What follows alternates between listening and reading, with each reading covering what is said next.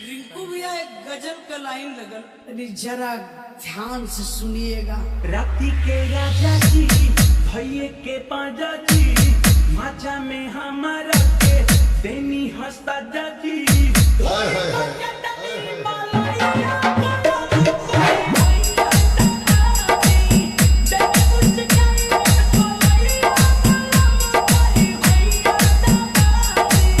राती के राजा जी भैये के पाजा जी, माजा में हमारा के देनी हंसता जाजी।